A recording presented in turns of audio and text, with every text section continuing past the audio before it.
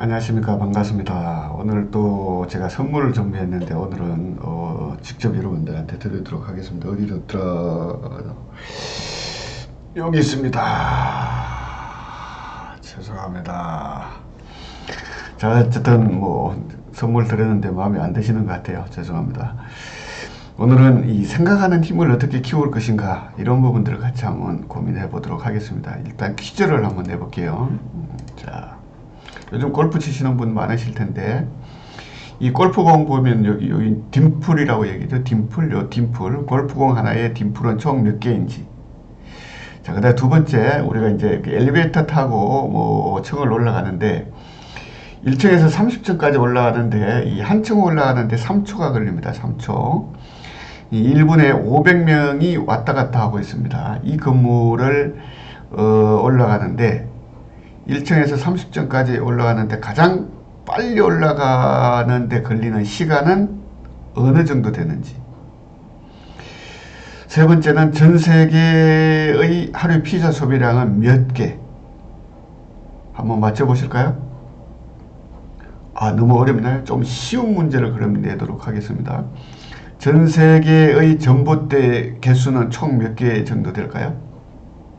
어렵나요? 전 세계의 개미 숫자는 총 몇 마리일까요? 예, 죄송합니다. 자, 어쨌든 문제를 제가 냈는데, 자, 이런 문제는 한번 맞춰보실까요? 자, 맞춰보시려고 애쓰시는 분들도 있겠고, 무슨 이런 문제를 내? 이렇게 얘기하시는 분들도 있을 것 같은데, 자, 이런 문제는 문제의 정답을 요구하는 것이 아니라 어려운 문제가 닥쳤을 때 이 어려운 문제를 어떻게 해결하느냐 라고 하는 태도를 알아보기 위한 질문들이다. 이렇게 보시면 좋을 것 같아요. 그래서 이런 질문을 엘리코 페르미 박사가 얘기하는 페르미 추정에 관한 질문이다. 이렇게 얘기합니다. 페르미 추정에 관한 질문. 아까 그 골프공은 실제로 재보면 몇 개 정도 되냐면 약 타이틀 리스트 같은 경우에는 352개 정도, 볼빅은 336개, 비슷한 352개, 약 352개에서 한 460개 정도 사이에 있다라는 겁니다. 이거는 이제 예를 들면 골프공의 딤플을 계산하는 방법들이 있겠죠, 그죠? 골프공 하나의 지름, 그 한 지름 안에 골프공의 그 한 지름 안에 딤플이 몇 개 정도 있는지 이렇게 추정을 한번 해보면 되겠죠, 그죠? 추정? 여하튼 오답이 나올 수도 있겠지만 어려운 문제를 냈을 때에 이 어려운 문제를 어떻게 해결하려고 하느냐, 해결하려고 노력하는 사람들은 어쨌든 이 시험 면접에서 점수를 높게 받고, 잘 모르겠습니다라고 얘기하시는 분들은 시험 점수에서 낮게 평가를 받는다라는 겁니다. 그러니까 면접을 볼 때. 왜 그러냐? 어려운 문제를 딱 받았을 때 이 문제를 어떻게든지 간에 해결하려고 노력하는 사람들은 미루어 추정컨대 실제 현업에서 어려운 문제를 받더라도 그 어려운 문제를 해결하려고 노력하려고 한다라고 추정을 한다라는 거예요. 추정. 근데 어려운 문제가 닥쳤을 때 검색을 해보고 없으면 못하겠다. 실제로 이 어려운 문제를 닥쳤을 때 빨리 포기하는 사람들은 그럴 경향이 높다라고 해서 최근에 이런 입시란다. 취업 문제에서 가끔씩 등장하는 문제들입니다. 그러니까 엘리코 페르미 박사가 얘기하는 페르미 추정에 관한 질문.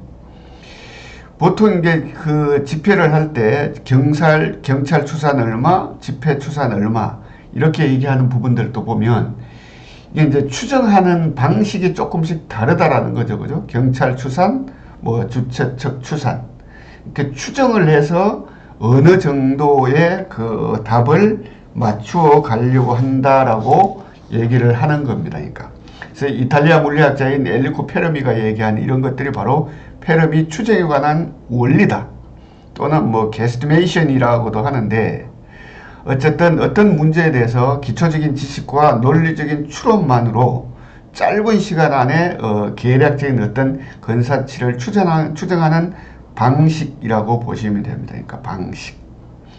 자, 요런 것들이 이제 기업 채용 시 한 번씩 나오는데 사람들이 잘 생각을 안 하죠. 요즘 어려운 문제는. 왜? 검색하면 다 나오니까. 생각을 안 하는 경향들이 많다라는 거예요. 자, 페르미 추정에 관한 원리에서 이 페르미가 두 가지를 얘기했습니다. 실험에는 두 가지 결과가 있다. 만약 결과가 가설과 일치한다면 당신은 뭔가를 개척한 것이고, 만약 결과가 가설과 다르다면 당신은 뭔가 발견한 것이다 라고 얘기했습니다. 그러니까 발견하든 개척하든 실험에는 두 가지 결과가 있다.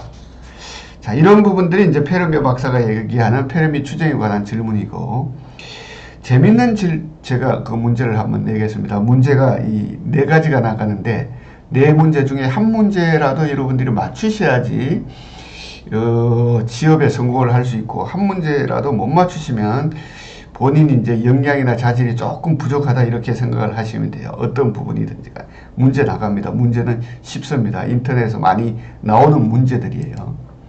자, 기린을 냉장고에 넣는 방법 어떻게 넣으면 될까요?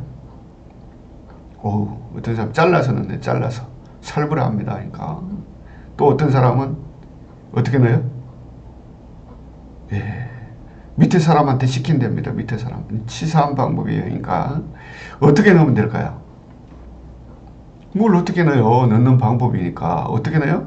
그렇죠. 냉장고 문을 열고 기린을 넣고 냉장고 문을 닫으면 되죠. 넣는 방법이잖아요. 넣는 방법.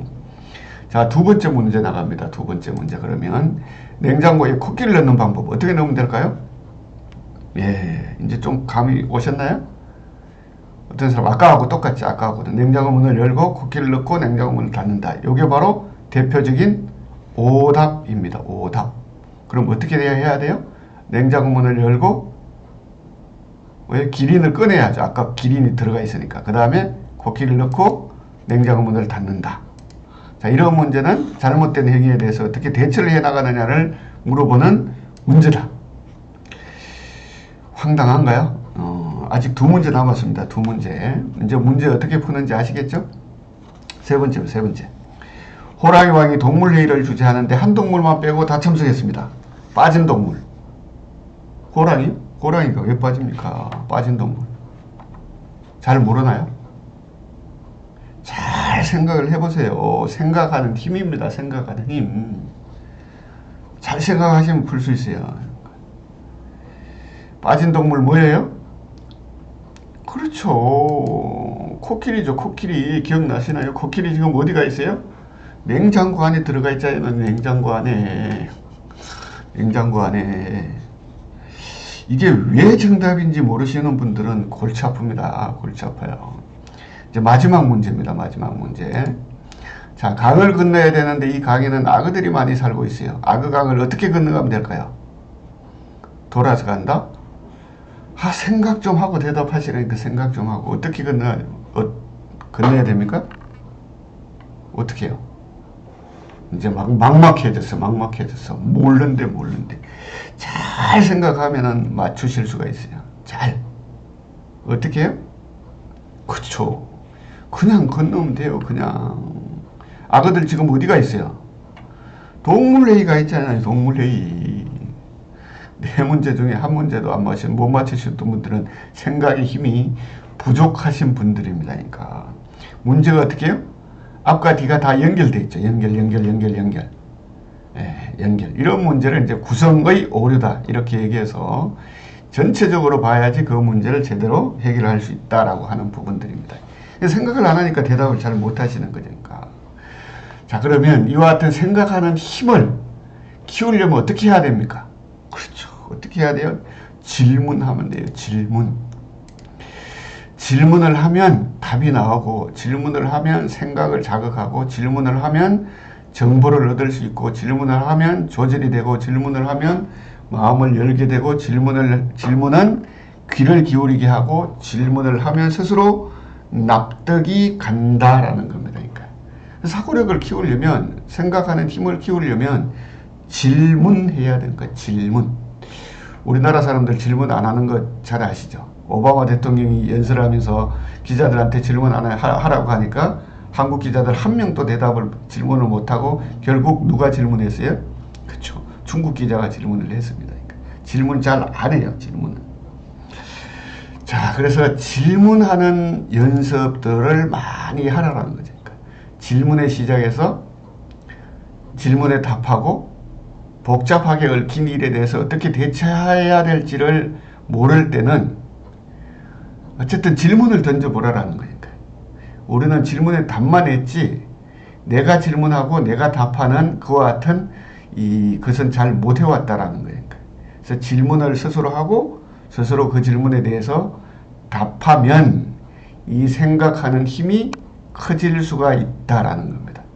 복잡한 문제일수록 단순한 문제일수록 복잡하게 질문을 해보면 생각하는 힘이 커지지 않을까. 다시 또 제가 질문을 해보겠습니다. 자, 화장실에 휴지가 없어요. 어떻게 하면 될까요? 옆에 똑똑 두들겨도 아무도 대답이 없어요. 어떻게 하면 될까요? 물로 닦는다? 물도 없어요. 어떻게 하면 될까요? 양말로, 더럽지만 어떻게 하면 될까요? 뭐 여러 가지 방법들이 있겠죠. 그죠? 단순하면 어떻게 해요? 뭘 또 꼭 닦아야 됩니까? 그냥 입고 나와도 되죠. 응고주춤 하고 빨리 나와서 다른 곳에 가도 되겠죠. 뭐. 이 간단한 질문에도 여러 가지 그 사람이 대답하는 것을 보고 추론을 해볼 수가 있습니다. 그러니까 중간에 뭐 계속 왜 그래요? 뭐 휴지가 없어요. 물로 닦는 물도 없어요. 옆 사람 두들겨요. 옆 사람도 없어요. 이렇게 계속 꼬리에 질문을 하면 중간에 포기하는 사람들은 추정컨대 뭐예요? 집요하게 생각하는 힘이 작을 수도 있다. 그렇게 판단할 수도 있고 또 뭐 예를 들면 뭐 닦아서 벽에 칠한다 이러면은 도덕성의 문제가 있을 수도 있고 여러 가지 뭐 추론을 해볼 수가 있겠는데 어쨌든 생각하는 힘을 키우려면 어떻게 해야 되느냐? 질문을 하라라는 겁니다. 질문. 복잡한 문제일수록 단순한 문제일수록 복잡하게 이렇게 질문을 해서 스스로 질문에 대한 대답을 해보면 그나마 생각의 힘이 커질 수가 있다라는 겁니다. 자, 오늘은 생각하는 힘을 키우는 방법에 대해서 말씀을 드렸고 이제 또 다음 시간에 또 다른 팁들을 같이 생각해 보는 시간을 갖도록 하겠습니다. 감사합니다.